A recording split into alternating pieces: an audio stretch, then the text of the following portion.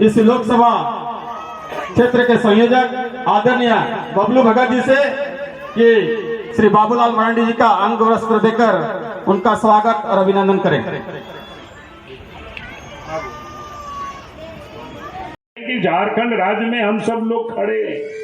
झारखंड राज्य की लड़ाई तो आज से नहीं चल रही है। आजादी भारत जैसे देश स्वतंत्र हुआ उसी समय से लोग लड़ाई लड़ रहे हैं और हमारे आदिवासी भाई बहनें अग्रिम पंक्ति में रह करके लोग लड़ाई लड़े, लेकिन किसी ने भी अलग राज्य की आवाज को सुना नहीं।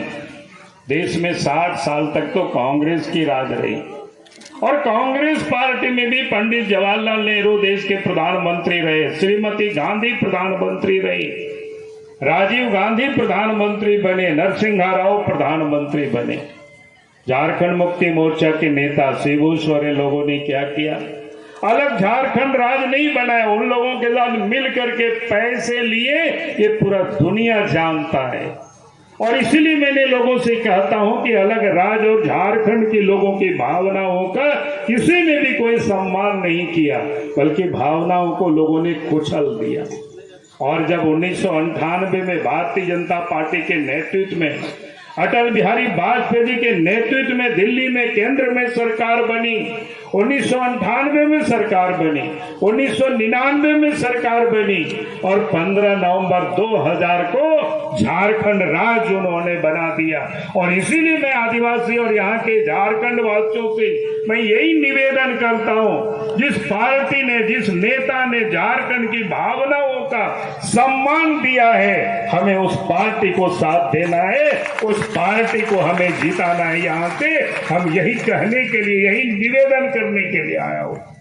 और इतना ही उन्होंने नहीं किया, आदिवासियों के लिए भारत सरकार में अलग से मंत्रालय को बनाया। आदिवासी देश के 10.5 करोड़ की आबादी है पूरा देश में, और उसमें से तीसरी बड़ी आबादी संथाली समाज की है। सबों की अलग अलग भाषा है, लेकिन संविधान में संथाली भाषा को 8वीं अनुसूची में भी अगर किसी ने शामिल किया तो भारतीय जनता पार्टी की सरकार ने शामिल किया।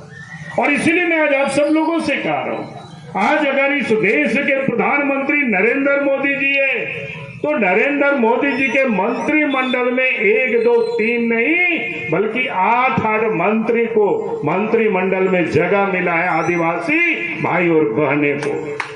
भारत के आजाद भारत में इतनी बड़ी तादाद में मंत्रिमंडल में कभी भी आदिवासी भाई बहने मंत्री लोग नहीं बनाए गए थे, लेकिन नरेंद्र मोदी जी ने बनाए।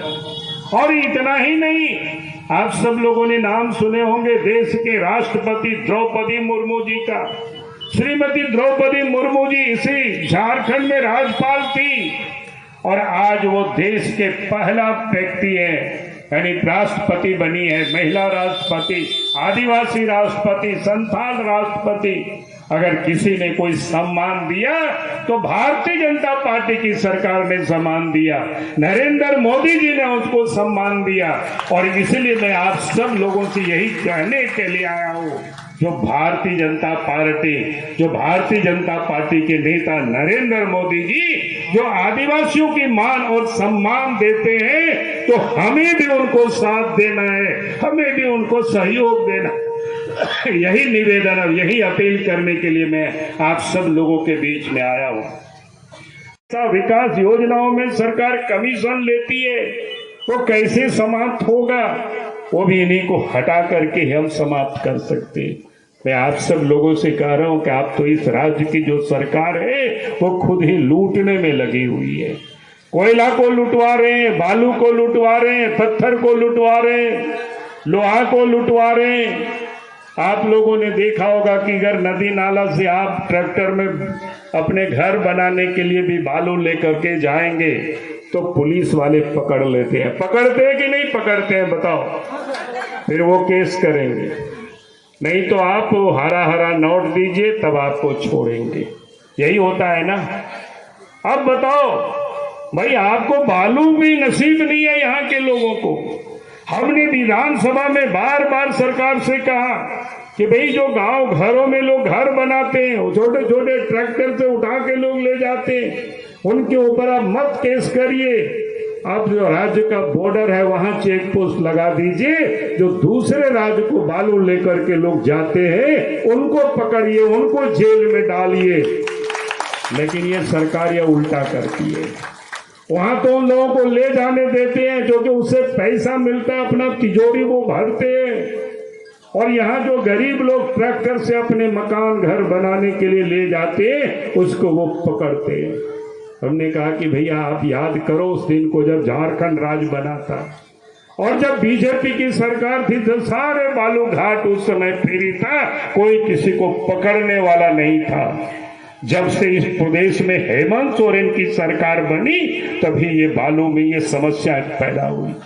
और इसीलिए मैं आज आप सब लोगों से कह रहा हूं, अरे आप देखें इस आपके क्षेत्र में पत्थरों के खदानें हैं, पाकुड़ जिला हो, दुमका जिला हो, साहेबगंज जिला हो, लेकिन उस पाकुड़, साहेबगंज, दुमका उस पत्थरों के खदान को लीज किनको मिलता है?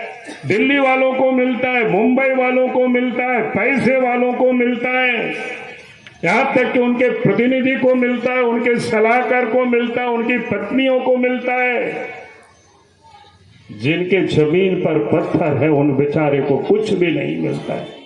हमने कहा है कि अगर आप चाहते हो कि खदानों के मालिक हम बने और क्रेशर के भी हम मालिक बने तो आप अगले चुनाव में भारतीय जनता पार्टी को जिताना, तो मैं आपको विश्वास दिलाता हूं खदान के आपको हम मालिक भी बना देंगे और क्रेशर के भी मालिक आपको हम बना देंगे, ताकि आपकी जमीन पर आपको रोजगार मिलेगी।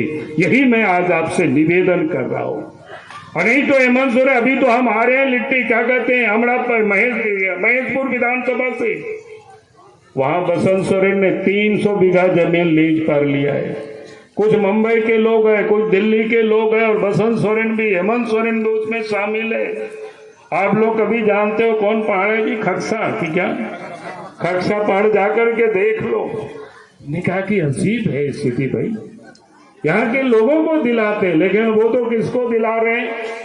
2 दिन पहले हमने देखा कि उनके जो सलाहकार है उनके नाम से पर्यावरण की जो क्लियरेंस होता है वो साहेबगंज में वो जमीन मिर्जा चौकी के पास खदान लिया है 10-12 एकड़ का।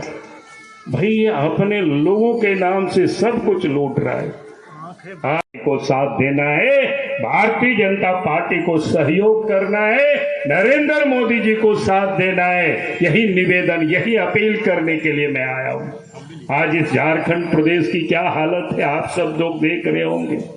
चारों तरफ कानून व्यवस्था बिगड़ी हुई है, चोरी हो रही है, डकैती हो रही है, हत्या है, अपहरण है, बहु बेटियां भी सुरक्षित नहीं है। अभी आपको बता रहे थे कहीं पेट्रोल जला दिए जाते हैं पेट्रोल से, कहीं पर तो उनको टुकड़े टुकड़े करके फेंक दिए जाते हैं। अपराधी बेखौफ होकर के अपराध करते हैं, चोरी बेखौफ होकर के चोर चोरी कर लेते हैं, उनको कोई डर नहीं। आखिर क्यों ऐसा हुआ? आखिर इस प्रदेश में पुलिस किस काम के लिए है? पुलिस का काम तो चोरों को पकड़ना, अपराधियों को पकड़ना, उनको सजा दिलाना। लेकिन आज इस प्रदेश में हेमंत सोरेन ने पुलिस को किस काम में लगाया है? 2 कामों में उनको लगाया है।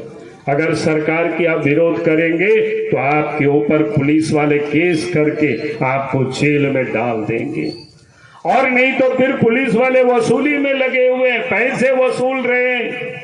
और जब पुलिस वालों से पूछे कि भाई तुम्हें तो वेतन मिलता है लाख टका, 1000 टका, फिर तुम पैसे क्यों गरीबों से वसूल करते हो? तो बोलता है कि ऊपर तक पहुंचाना पड़ता है। और इसीलिए आज इस प्रदेश के अंदर में कानून व्यवस्था बिगड़ी हुई है। और इसीलिए मैं आज आप सब लोगों से यही कहने के लिए आया हूं कि हमें इस राज्य में कानून की राज बनानी है, तो उसके लिए पहली शर्त है कि हम सबको संकल्प लेना होगा, झारखंड की मुख्यमंत्री की कुर्सी से हेमंत सोरेन को हटाना होगा, तभी इस राज्य में कानून की सरकार बनेगी, तभी यहाँ लोग सुरक्षित रह सकेंगे, तभी यहाँ अपराधी जेल में होंगे और आम लोग भय मुक्त होकर के लोग जी पाएगा। अब यही कहने के लिए मैं आया हूँ। प्रदेशों में बीजेपी के नेतृत्व में सरकार बनती है तो चारों तरफ विकास का काम होता है, चारों तरफ विकास की चर्चाएं होती है।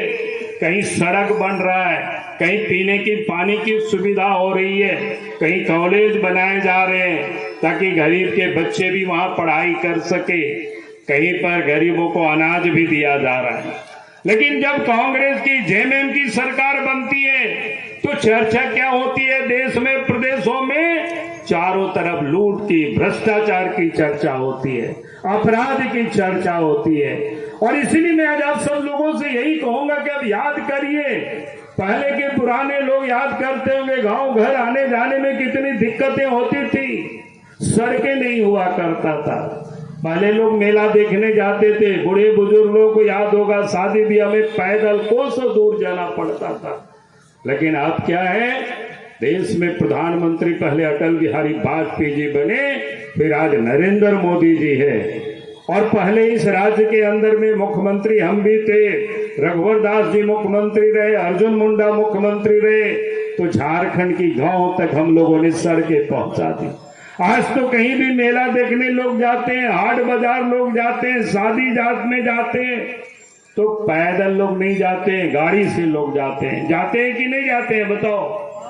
पहले तो क्या दिक्कत था, पैदल जाना पड़ता था, ये बुजुर्ग आदमी जानते होंगे, नए लड़के लोगों को नहीं समझ में आ